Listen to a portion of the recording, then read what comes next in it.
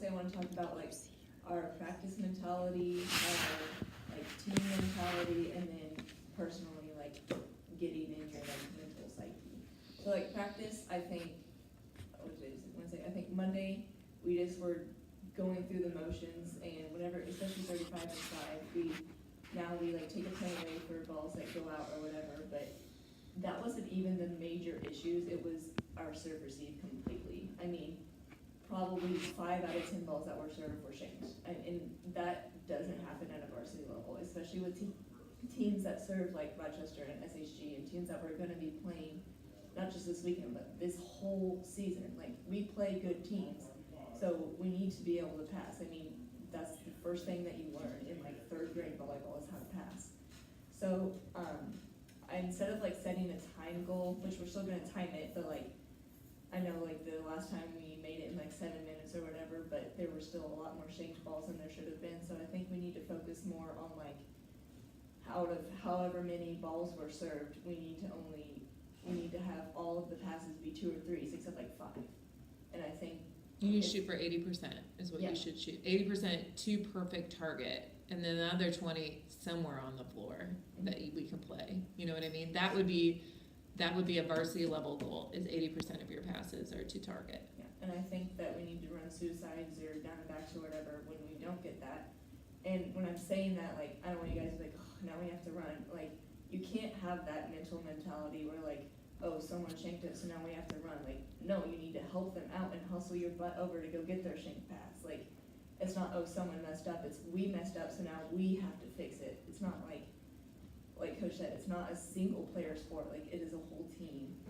And I think last night, like, we were getting frustrated, but I don't feel like we were singling people out and like yelling at people. I think we were just frustrated at the situation, like, as a whole, and so we became disconnected. But like, I don't feel like anybody was really mad at each other, if that makes sense. Like, we would come in the huddle and be like, let's go, but we weren't like pointing at someone like, oh, that was your fault or whatever, but we were just like angry that we weren't playing at the level that we know that we were capable of playing.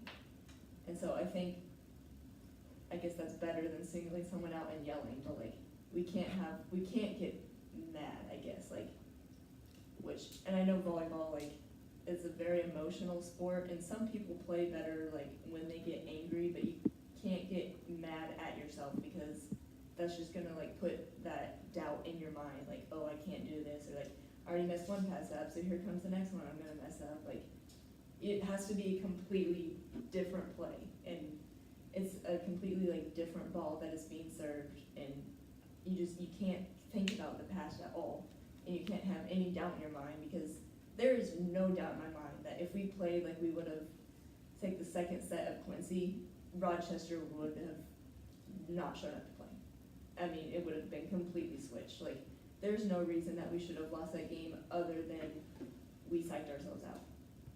And I mean, that's a completely mental thing, and I think that, like Coach said, we definitely need to hold ourselves accountable for that, because we all know how good we can be. And I think we went into that game thinking like, oh, we always lose to Rochester, but this year, like, we're really good, so we can beat them. And then as soon as we like made one bad pass, we're like, well, there goes that. Well, and sometimes that's worse. Sometimes it's like, and that's what I mean, like, I need to teach you guys, we need to teach you to just push all that out. Like, it can't, next ball mentality. And the other thing about serve receive is I think a lot of times somebody would mess up on serve receive, and you'd, like Coach said, hold on to the next ball, or you'd be worried about where you're going to go hit, or what, you know, if a play didn't work or something like that. So you were thinking next step. And in volleyball, you can only think about the skill you're doing right now, and the second the ball leaves your hands, what do I need to do next? Do I need to cover? Do I need to block? Do I need, you know what I mean? Like, you cannot get stuck on 3 plays away or 2 plays away. You need, or if I pass this, then I get to hit. You've got to go just this ball, this second, this ball, and then move on to what you need to do next. Does that make sense? Okay. I think that's good. I really like the fact that you guys don't go after each other. I think I didn't feel like that people were mad at each other. I felt like everybody was equally frustrated with themselves. Do you guys feel like that was the case? And that's okay. But that's what I'm saying is you guys just are going to have to step up. And a team, the other thing about having a team full of seniors, and I've had this before, is you guys are a lot of strong personalities. You guys are all a lot of leaders in your own right. And so it's hard, like, when you guys get in a situation like that, because you're all pretty much good leaders and it's like, who goes? You know what I mean? Like, who's in charge of this show or who talks and stuff. And the thing is all of you can. You all can. It just at the moment, at the time, whoever has something to say, whoever wants to be motivational, you can do that. But you guys can't sit around and wait for the other one because there are other strong personalities to take over. You just got to do it yourself. Yeah, I think that's good. And like we said, like, we can't just like throw our arms out and pass, like, especially during like the fundamental rehab, like that is for a purpose. Like I said, passing is the most basic skill that we learn. Like even when we're just tossing the ball over and catching it, like you need to do that 110% because when you're actually passing, like you're gonna refer back to that to be able to read a ball. And whenever we're doing just like the pass to target, like the balls aren't hard, but everyone should be perfect. Like there's absolutely no excuse for the ones that don't go right to Kinsey or Sydney or Maddie or whoever's up there.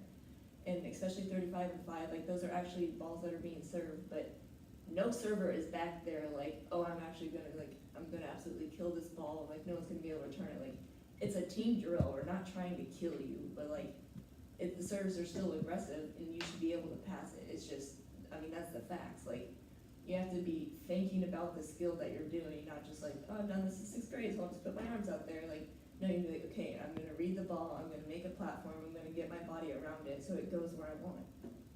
And sometimes when you're nervous like that, games like that, the best thing you can do for yourself is focus on your form, right?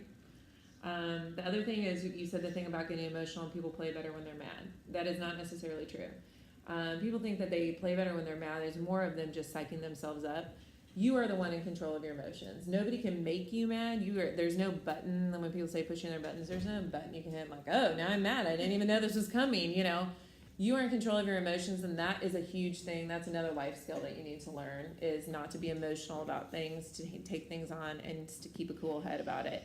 When people say, I play better mad, like if I make a mistake, that's just them psyching themselves up. Like, yeah, I'm going to come after him. That's more like being fierce, not being mad. You know, if you were really mad, you pout, you cry, you go, you guys know what it's like to be mad. You know, you're ever going to fight with your parents or your boyfriend, you're just like, oh God, you know. That is not the same as being mad on the court, you know. That being mad on the court is you being like, yeah, I'm coming after you. And that's what I want you to be like all the time, is that fierce, motivated, I'm focused now because I'm so aggressive kind of thing. Does that make sense?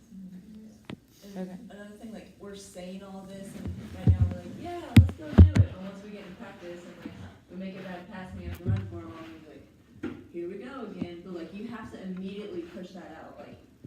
Like Coach said, those are the great teams that when we're down and we still come together. Like, oh, it's no big deal. Like we got this next one, we're gonna kill it. Like.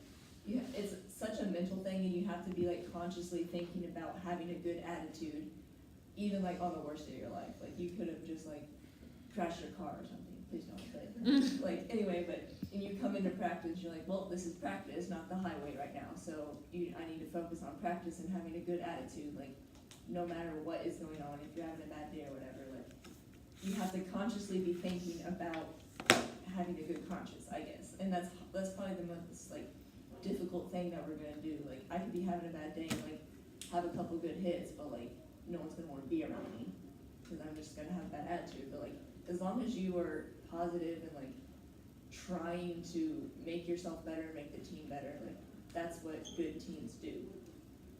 And trust me, the running's gonna suck. It sucks. It sucks to run. Let's all face it. It sucks. And I went home. My husband's military. I went home and said, how do you make kids?